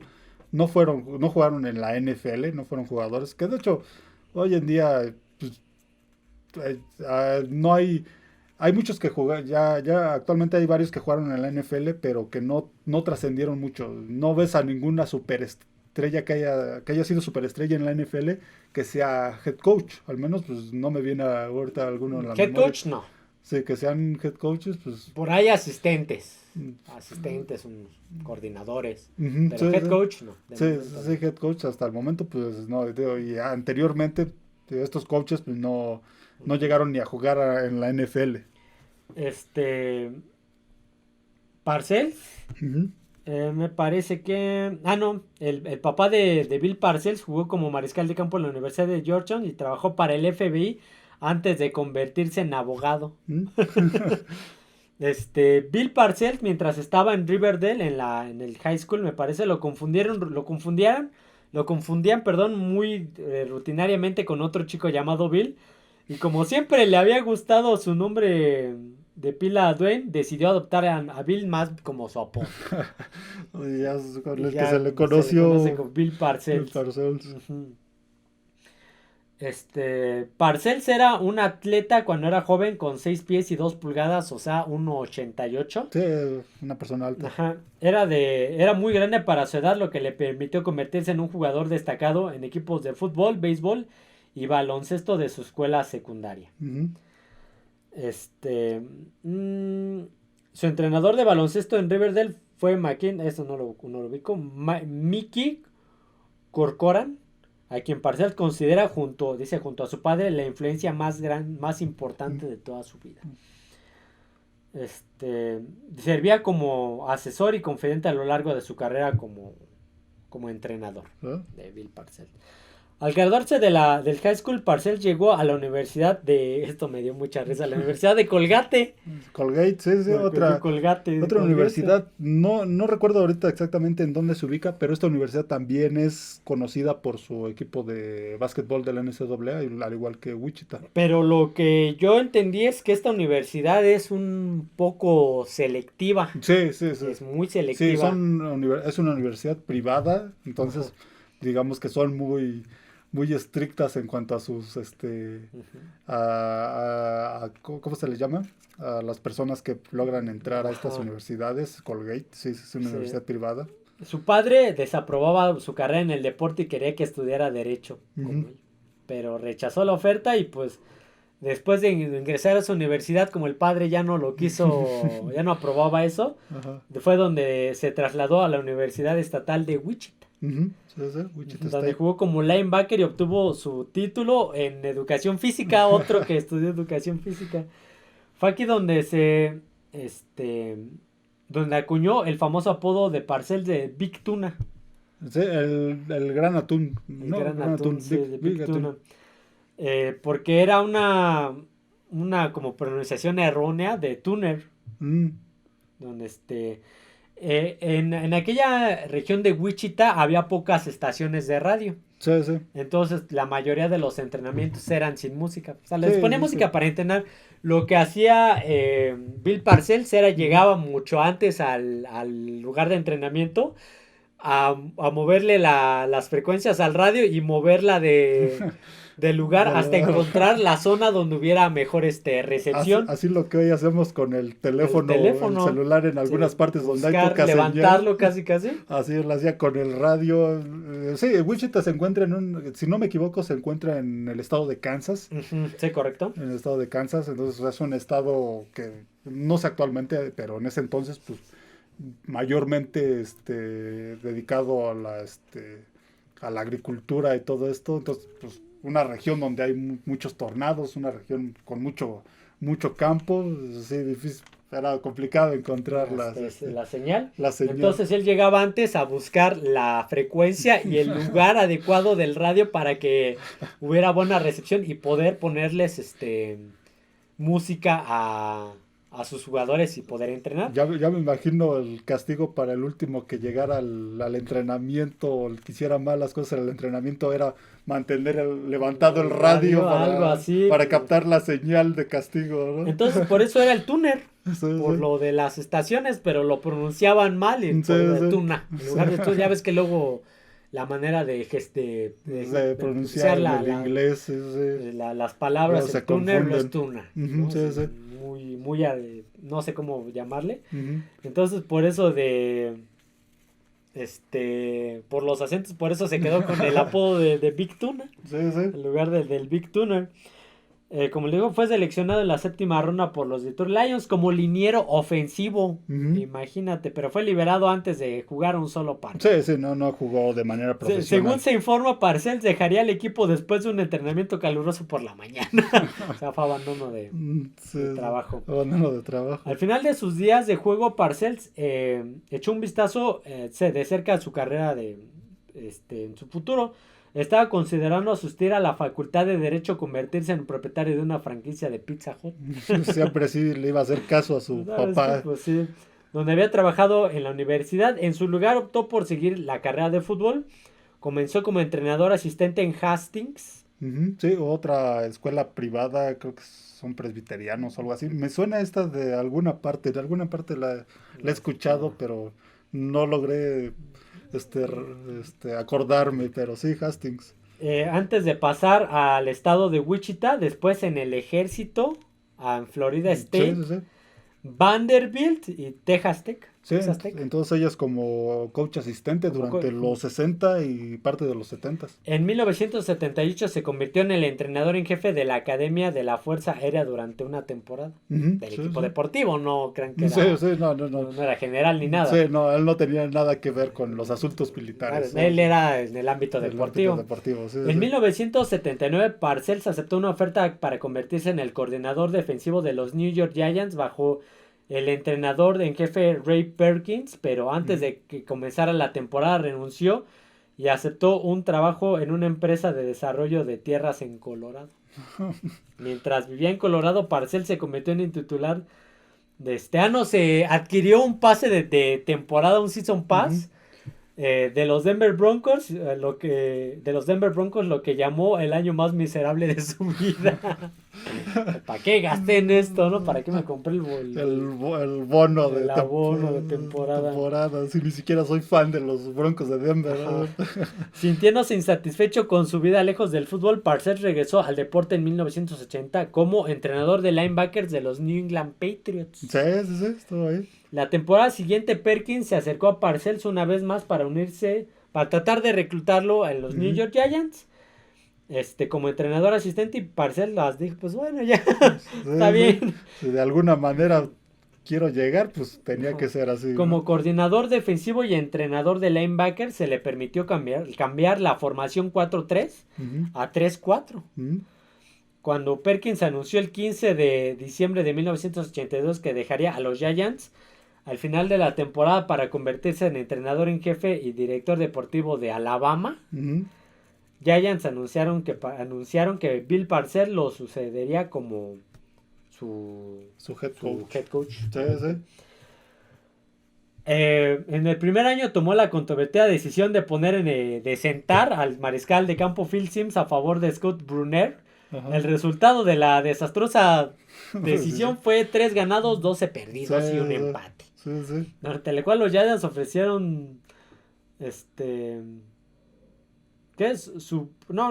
ofrecieron el trabajo de Parcells al entrenador en jefe de la Universidad de Miami. O sea, ya ¿sabes qué, Parcells? No, mejor nos traemos a Howard Schnellenberg, no sé cómo se pronuncia, discúlpame. Después de una derrota en la semana 14 con los St. Louis Cardinals, sin embargo, este entrenador que no puedo pronunciar su apellido se negó y Parcells pues permaneció. Después de esa temporada, Parcells decidió volver a a hacer a Phil Simms su quarterback titular. Ujú. Y el récord del equipo mejoró a un 9-7 y posteriormente a 10 el siguiente año, los siguientes 2 años. Sí, sí. Y les valió sus primeras apariciones consecutivas en playoffs desde 1961. Sí, otro equipo que tenía también una racha nefasta en cuanto a buenos resultados y llegadas a playoffs, ese equipo de los Gigantes que en los 60s y 70s simplemente estaba desaparecido. El primero, no, perdón. En 1986 llevó a los Giants al primero de los 2 Super Bowls. Ujú. Donde, bueno, esa temporada la terminaron con un récord de 14-2. Con una defensiva 3-4 conocida como Big Blue Breaking Crew, liderada por Lawrence Taylor, Sí, sí, ya Carl tenía. Banks, Carrie Carlson y Leonard Marshall. Ujú. Pues Sí, una gran comandada defensiva. por Bill Belichick. Sí, sí. Bill Belichick era el coordinador defensivo. Sí, lo había contratado como coordinador defensivo. Y pues ese Super Bowl bueno, llegarían a playoffs derrotando 49-3 a San Francisco, 17-0 a Washington y derrotando creo que no tengo el marcador, pero fue un marcador también medio aplastante contra los Denver Broncos. Ujú. De Sí. John Elway. Fue otra de las derrotas que tuvo Denver y Ajá. John Elway. Parcells es acreditado como el primer entrenador en jefe en ser bañado con el Gatorade. Donde empezó Sí, la tradición. se habla que el primero fue Mike Ditka de los Chicago Bears, pero no Ajá. hay evidencia. Sí, sí. Y el presidente de NFL Films, el que se encarga desde hace muchos años Sí, de sí. documentar este tipo de Steve cosas, Sable. no ha declarado que no encuentra evidencia que Sí, respalde sí, que no Mike tienen una Ditka fue. grabación. Entonces, por eso se le acredita que Bill Bill Parcells. Parcells fue el primer head coach en ser bañado con Ujú. el Gatorade al ganar el Super Bowl. Una tradición que al día de hoy Sí, prevalece, se mantiene, y mantiene. no solo en juegos de playoffs, de Super Bowl, sino hasta en juegos de playoffs, en juegos de colegial, varios juegos de colegial cuando ganan un tazón, pues ya es algo característico en la NFL. Tras la victoria de Super Bowls, Bill Parcells fue acá medio llamado, le hacían llamadas, lo trataba de reclutar a los Atlanta Falcons Mm, para convertirse en el head coach y en el gerente general, pero la NFL, el comisionado no lo permitió, no permitió que estuvieran pues tratando de llevarse a Bill Parcells cuando estaba bajo contrato. sí, es algo que ya hoy en día se castiga con con Sanciones, sanciones, le pregúntele a quitan. los Delfines de Sí, Miami. claro, claro. Parcells llevó a los Giants a un segundo Super Bowl en 1990, donde esa temporada, por cierto, comenzarían con un récord de 10-0 y terminarían 13-3. Ujú. Pero perderían a Phil Simms por una lesión al final de la temporada. Sí, sí. Y en su lugar entraría el mariscal de campo de suplente, Jeff Hostetler. Sí, sí, fue el que jugó aquel Super Bowl contra los Bills de Buffalo, el Ujú. primero de los Bills de Buffalo, con aquella falla de Sí, Scott Norwood. justamente ese Super Bowl lo ganarían debido a un fallo en el pateador de Ujú. Scott Norwood, Sí, una sí, falla en la patada. Super Bowl que se celebró, si no mal recuerdo, en el antiguo estadio de Tampa Bay. No recuerdo cómo se No llama, recuerdo se me tampoco va quién el fue. nombre, pero Ujú. sí fue en Tampa Bay, sí, recordado por esa falla de Norwood. De Scott Norwood, y los llevaría a ganar su segundo Super Bowl, también Ujú. de la mano de una gran defensiva Sí, todavía con Lawrence sí, Taylor. sí. Durante su mandato como entrenador, los Giants habían asegurado 3 títulos de división, solo habían tenido 2 temporadas perdedoras Ujú, que de hecho fueron pues, Ujú. prácticamente las primeras. y contabilizaron un récord de 8 ganados, 3 perdidos en playoffs. Buenos números. Parcells junto al exentrenador en jefe de los Giants, Tom Cowling, son los únicos en llegar a playoffs 5 veces como entrenador en jefe de los Giants y 2 títulos de Super Bowl. ¿Ve? Ay, los 2 zapatos. Después de su jubilación, Parcells pasó un tiempo como analista de fútbol en la NBC. Sí, se retiró dejó a los Giants en el 90 Ujú. y de ahí pues, no fue entrenador de otro equipo y como dices, empezó a ser analista en televisión hasta el 93. Ujú. En el 92, Parcells llegó a un acuerdo escuché que estaba lloviendo, pero creo que no. Sí, no. Dice que nada más como de palabra, de que iba a ser el entrenador en jefe de Tampa Bay, pero al final no aceptó. Sí, sí. Sí, no. Sentía que no fuera la situación adecuada en ese momento. Y el propietario de aquel entonces de Tampa Bay hizo la mención de que siento que me han dejado plantado, me han dejado en el altar. Sentía Sí. que ya lo tenía y Ajá. siempre no. Ok. Después de un paréntesis de 2 años, Parcells regresa a la NFL en el 93 justamente como Ujú. entrenador en jefe de los New England Patriots, que recién habían salido de una temporada de un récord de 2 ganados, 14 perdidos, Sí. para que vean, que los Patriotas... Tuvieron- Esto eran principios de los Sí, 90. sí. Esto eran. En 2 años entrenó al equipo con un récord de 10-6 y, y llevó a su primer partido de playoffs en 8 años. Ujú. En 1966 guió a los Patriots a su primer título de división en 11 años. 96. En el 96, perdón. Guió a los Patriots a su primer título de división en 11 años. Ajá. Y solo a los segundos y terceros partidos de playoffs en casa de la historia de la franquicia. Los Patriots fueron hasta el Super Bowl 31, pero perderían ante los Green Bay Packers 35-21 en ese Super Bowl. Sí, Yo sí, me acuerdo de contra- ese. sí, Ese yo fue el también. primero que vi. Sí, me acuerdo Era de muy ese joven Super en Bowl aquel contra Brett Favre y los empacadores de Green Bay de Mike Holmgren. Mike Holmgren, justamente. Ujú, Holmgren. Sí, dos buenos coaches, un partido cerrado, aunque pues sí, no, esos Patriotas no pudieron contra un equipo de Green Bay que era muy sólido. Sí, muy dominante en Ujú. aquellos años. Parcells dejó a los Patriots después de desacuerdos con el propietario Robert Kraft, Sí, sí. que había comprado el equipo a principios del 94. Después del primer año, Parcells como entrenador en jefe, que había sido, llevaba un año cuando lo compró, perdón. Ujú. Eh, él, ¿qué? Parcells había sido efectivamente el gerente general del equipo desde que llegó a Nueva Inglaterra, pero sentía que Kraft no le permitía suficiente información sobre o sea, no lo dejaba No lo dejaba tomar, trabajar. ajá, cosa que ahora se hace con Belichick, Sí, si te sí, das sí. cuenta, Robert Kraft no se mete en Sí, lo que le haga deja Belichick. las decisiones deportivas. Y en aquel entonces sí se metía mucho. Sí, yo creo que como estaba empezando como dueño de NFL, pues quería Sí. involucrarse en todas las decisiones. Parcells quería reclutar a un jugador y Robert Kraft al final terminó tomando la decisión de Ujú. reclutar a otro. Sí, sí, sí, sí, Y así- eso le molestó. Sí, no, así es muy difícil. Ujú. En el 97 Parcells volvió a orquestar un cambio notable en su primer año. Ah, no.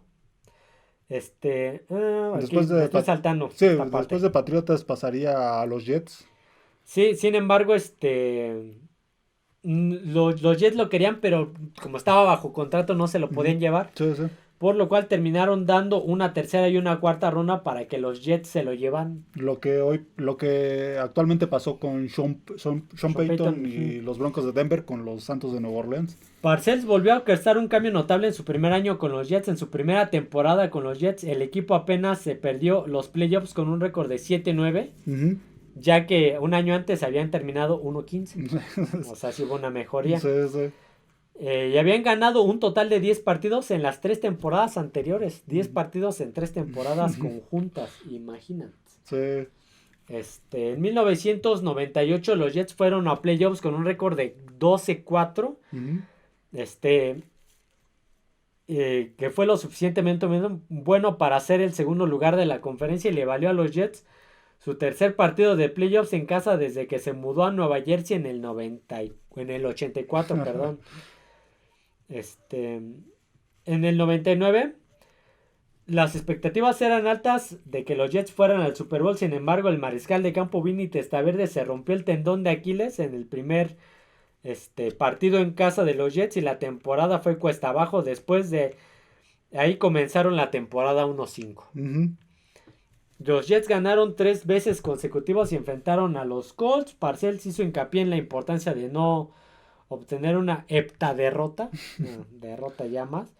Pero sí lo hicieron ante los Colts y luego ante los Gigantes de Nueva York la siguiente semana con un récord de 4-8. Ahí ya se le estaba... Sí, se le cayó el equipo. Los Jets terminarían 8-8, quedando fuera de playoffs. Y en 1999 Parcells se retiró del fútbol por segunda vez, prometiendo no volver a entrenar.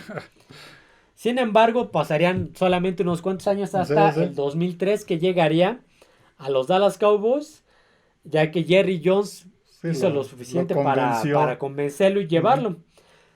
El chiste es que él impuso una filosofía de liderato de que la estrella del casco es un honor llevarla y no cualquiera es digno de estar ahí. Sí, sí. Se llevó a varios jugadores, dentro de ellos se llevó a Drew Bledsoe, que ya había jugado con él. Sí, en Nueva Inglaterra. En Nueva Inglaterra. Espérame, por aquí tengo. En su primera temporada con los Cowboys los llevó a playoffs con un récord de 10 ganados y 6 perdidos. Y perdería contra el campeón de la NFC, que serían los Carolina Panthers, en la ronda de comodines. Sí, sí.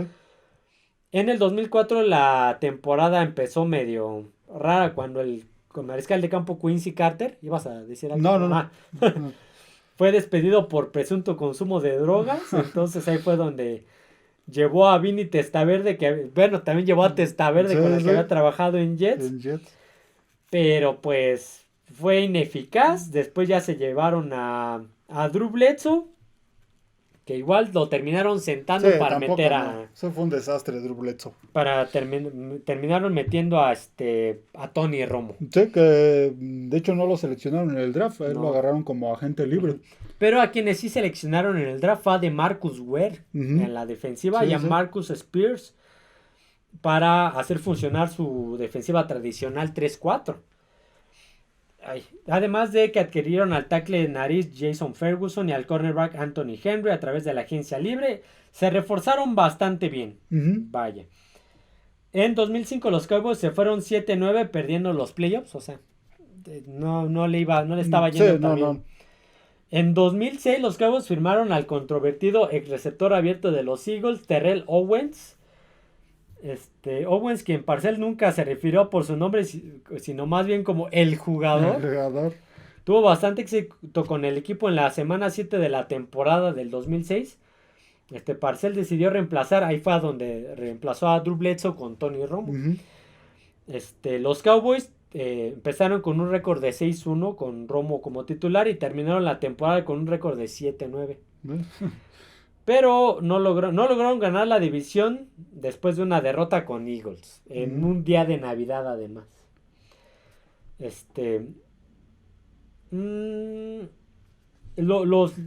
Pudieron hacerse de un puesto en playoffs como el quinto sembrado de la NFC, perdiendo finalmente 21-20 contra los Seattle Seahawks un 6 de enero.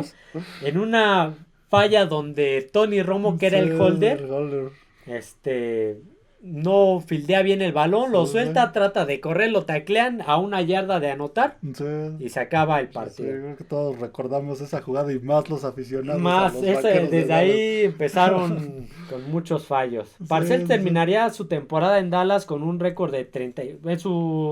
Su estadía en Dallas con un récord de 34-30 y sin victorias en playoffs. Sí, no pudo. Otro más de los que no ha podido en Dallas desde el 95 hasta la fecha. Uno más. Sí. Y eso, Bill Parcells, pues, tampoco él pudo sacar de ese hoyo a Dallas. Es el del fierro. Yo dije, ¿quién está gritando? Es el del fierro viejo. Después de aquella temporada, Parcells habría ya entrado en el último año de contrato con los Cowboys en el 2007 y se había enfrentado en las preguntas de si iba a continuar o no. Por lo cual, pues el 9 de enero decide anunciar su retiro. Sí, se acabó retirando. Se había puesto en contacto con los New York Giants sobre un puesto de gerente general disponible, pero los Giants le dijeron que no. Ya tenemos ocupado el ya puesto. Tenemos. Entonces, sí, el 22 de enero, fue cuando anunció su retiro como entrenador en jefe de los Cowboys después de 4 años aparentemente poniendo fin a su carrera como entrenador. Y pues todavía llegaría a los Miami Dolphins, pero ya como vicepresidente ejecutivo. Ya en un puesto gerencial, de ejecutivo, ya no volvió a ser entrenador de NFL, ya se dedicó a puestos más de consultor, de ejecutivo. Por ahí también los Browns, estuvo en los Browns como consultor, en Miami, que lo mencionas, y ya actualmente ese es su rol dentro del fútbol americano. Ya no está involucrado en puestos de entrenador ni nada de eso. A ver, yo tengo las estadísticas de temporada regular, 172 ganados, 130 perdidos y un empate. De por vida son, juntando playoffs, son 183 ganados, 138 perdidos. Tampoco se acerca a los números de los grandes. De los que han ganado más juegos, porque también fue en Gigantes, pues duró 7 años, del 83 al 90. Después estuvo pocos años en Nueva Inglaterra. Y en Jets igual. En Jets igual y en Vaqueros igual. Fueron lapsos de tiempo, entonces sí no son tan grandes, pero coach que ganó Super Bowls con Gigantes. Que armó una muy buena defensiva, 3-4. Sí, a Nueva Inglaterra lo llevó a un Super Bowl después de haber tenido temporadas mediocres. Estamos hablando de que se había ido 2-14 antes de que él llegara. Sí, y los llevó a un Super Bowl. A los Jets también los levantó de temporadas mediocres. De 1-15, creo que los metió a 16. Sí. A Vaqueros no los pudo llevar a un Super Bowl, pero igual los mantuvo ahí. Los mantuvo en playoffs, en temporadas aceptables. Y otro head coach que pues también tiene un árbol genealógico de entrenadores largo. 17 de los que fueron sus asistentes después fueron coaches. Fueron entrenadores en jefe, entre ellos Bill Belichick, el más conocido. También por ahí está Sean Payton. Sí, Sean Payton, que fue cuando estuvo en Dallas. Sí, está Mike Zimmer, también fue en algún momento su asistente. ¿Quién más? Romeo Crennel también estuvo como su asistente, creo que él estuvo en Jets, si no me equivoco. Creo que por ahí... ¿cómo se llama Greg Williams? Me parece que también. Creo que sí, son varios, pero son 17 de sus asistentes que fueron, que después fueron coaches. Entonces la influencia de Bill Parcells dentro del NFL pues es y sigue siendo amplia. Sí, claro, es un head coach lo pusimos porque es de los más importantes de los 80s y parte de los 90s. Sí, porque su influencia sigue siendo amplia en varios coaches que hasta la actualidad siguen ejerciendo el puesto en la NFL. Sí, claro, algo más que tengas de Bill Parcells. Llegó al Salón de la Fama en el 2013, lo indujeron al Salón de la Fama en el 2013. ¿Ve? Pues sí, como digo, Bill Parcells, pues el mayor aprendiz que se habla es Bill Belichick. Sí. Es como que el que más sobresalió. El que más sobresalido, pero ha tenido varios que pues, Sean Payton, que ya fue campeón de Super Bowl, Mike Zimmer, que pues hizo cosas buenas en Minnesota, tuvo unas temporadas. Hay varios que descienden de ese árbol genealógico de Bill Parcells. ¿Algo más que quieras hablar sobre estos 4 head coaches? Buenos coaches que empezaron desde abajo, desde la secundaria. Sí, desde el high school. Ya ves que unos empezaron desde el high school como asistentes y todo eso. Sí, que pues poco a poco fueron subiendo hasta a ser head coaches en la NFL. Pues bueno, estos fueron 4 entrenadores míticos, 4 de muchos de esas épocas, pero creo que son los más importantes, sobre todo de los 80s, porque pues Bill Walsh, Joe Gibbs, Dick Vermeil y Bill Parcells fueron más de los 80s. De los 90s pues estaremos hablando de Jimmy Johnson, de Marv Levy, por ahí no me acuerdo quién otro había metido de los 90s, pero igual Dan Reeves y, Dan Reeves. No me acuerdo, y Mike Shanahan creo que era el otro. Pero bueno, hasta aquí el NFL retro de esta semana. Ya saben que los retros son los que tienen a durar más porque hablamos de historia y la historia es larga, extensa y más de estas figuras. Coaches, que empiezan, varios de ellos empezaron desde los 50, 60. Muy jóvenes, contar toda coaches. Su vida. Así que bueno, no olviden suscribirse al canal, darle like al podcast, seguirnos en las demás plataformas como lo es Spotify, Amazon Music y Apple Podcast, así como Twitter como F de Emparrillado. Ya cada vez menos para el inicio de la temporada. Ya casi. Ya se me queman las alas. Ya un par de meses. Pues bueno, así que bueno, eso sería todo amigos. Nos vemos. Adiós a todos.